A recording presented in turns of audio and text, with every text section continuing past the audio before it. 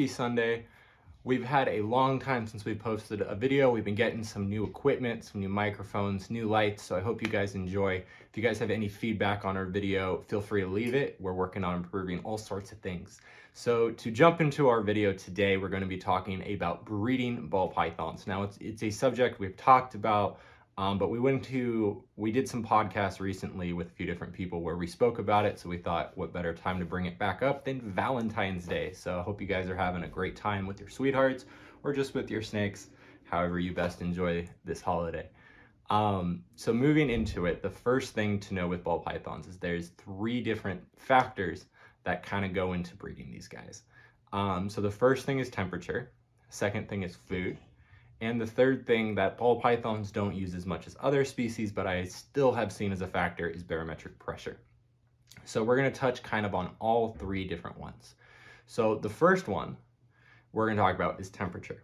So breeding ball pythons you can absolutely do year round. Now a lot of people think of it as a seasonal thing, that you have to breed them this time of year, but we cycle different groups of snakes throughout the year, so we're not getting all of our eggs all at one time. So it depends on how you want to do it. If you got a few snakes, you can breed them all at once, not a big deal. If you got a larger collection, you might want to think about planning out different breeding seasons to create for yourself throughout the year. And this is done through controlling temperature. So right off the bat, I like to keep the cold side in my tanks about 78 degrees. So 78, 79, that's about perfect. I don't really like it getting above 80. The hot side for most of the year is going to be hanging at about 89 to 90. So I pretty much keep it exactly 89. So when we're going into breeding season, I will cycle, the first group I cycle usually at Thanksgiving. So I'll put them in for 6 weeks. I'm going to lower that hot side to 83. I'll crank it up a little bit for 2 days when I feed them, which I'm not doing a lot.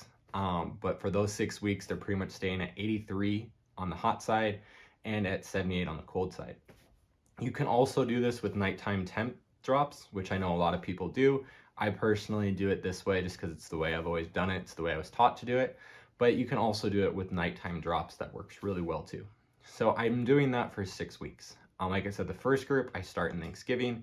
The second group I typically start in April, sometimes March, just depending on our storm seasons here. I'm out in a desert, so which is our number 3 barometric pressure. So I don't get a ton of storm systems. So when I do, I like to use that to help me cycle a whole group.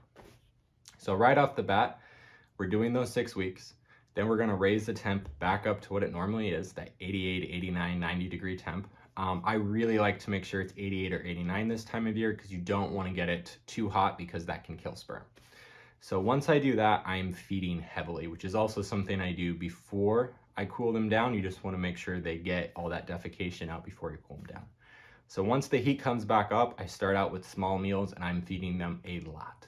I'm not doing as many big meals at first, but I'm doing small meals more frequently. And another thing to make sure is that they have water constantly. So I'm checking these guys' water every single day, sometimes twice a day, to make sure that every single one of my snakes has water.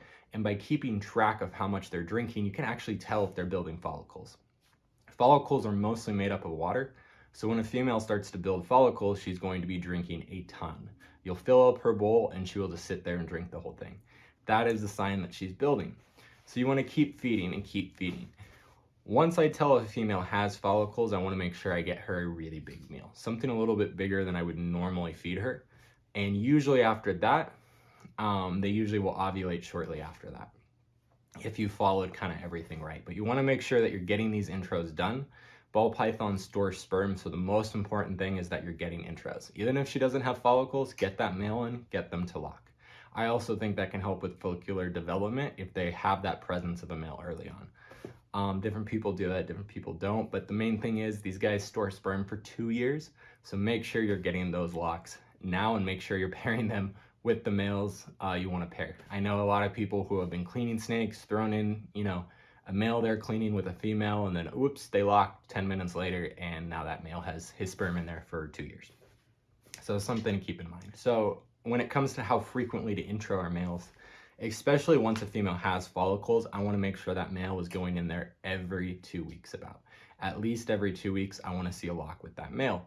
Now, eventually she's going to ovulate. Now, once she ovulates, you don't need to intro the male. But if you're not 100% sure if she ovulated, make sure you're still pairing, because you want to make sure you get them to breed as many times as you can. So what an ovulation looks like is in the middle of the snake, you're going to start to feel these follicles get bigger and bigger and bigger, and eventually right in the middle, a little down, we'll show you guys on a snake. We got some videos coming up when we got some females that will start ovulating. But it's gonna look like she swallowed a football, or you fed her a huge rat. But usually at this time, she will not be eating, so you'll be like, oh, I haven't fed her, what's that huge lump? Well, that's an ovulation, and you wanna go ahead and mark that date on your calendar. So about 2 to 3 weeks after that, she's gonna shed, and then about 4 weeks after that, and it can go longer, so don't freak out. It's almost never exactly on the dot, but about 4 weeks after that, she's going to have her eggs. So that's just something to kind of keep in mind. You can kind of tell when she's gonna lay by keeping track of that, so you make sure you have your incubator ready. From the moment my first female, if for any reason I don't have eggs in an incubator, make sure you turn it on at least 3 weeks ahead of time, because it's gonna take some time to get those temperatures stable. So now we're gonna move into the food, which I also touched in. Food is so important to developing follicles in snakes, especially when you get into your reticulated pythons, which we have another video coming up. Food is everything with those guys. It's more important than almost any factor. With ball pythons, it is also incredibly important. They have to have enough food or they'll just reabsorb their follicles. So you wanna make sure that you're pushing these guys with food.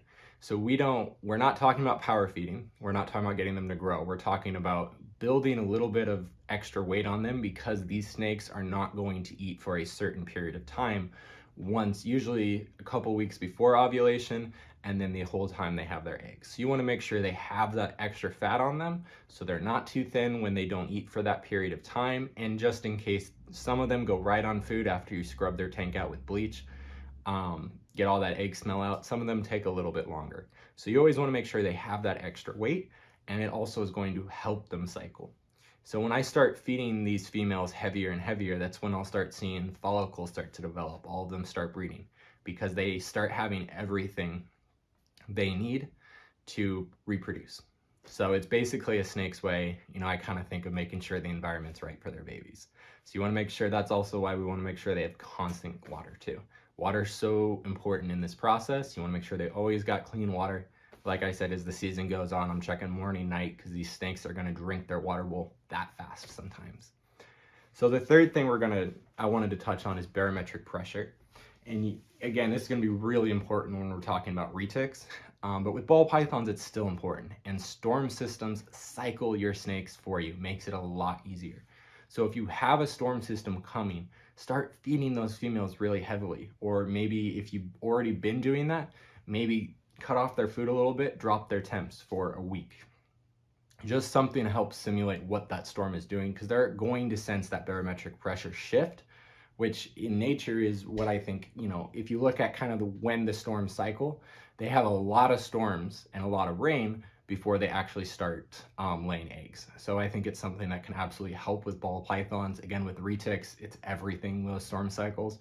With ball pythons, not as important, but again, if you use all of these 3 tools to your advantage, you can get your snakes to cycle any time of year. We have clutches laid every single month of the year, and you can too, just by following those steps, keeping notes. That's again, I touch on it, and every time I talk about this, it's how you can learn. So throughout the jobs I had where I was breeding ball pythons, I always kept notebooks, so that when I started breeding my own, I kind of knew what they were gonna do, because I kept notes on every single thing.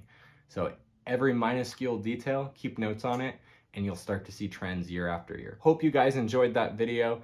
If you have any questions or anything you want us to address, leave them below in the comments. And hey, if you liked it, hit that like button, smash that subscribe button, and until next time, stay sophisticated, guys.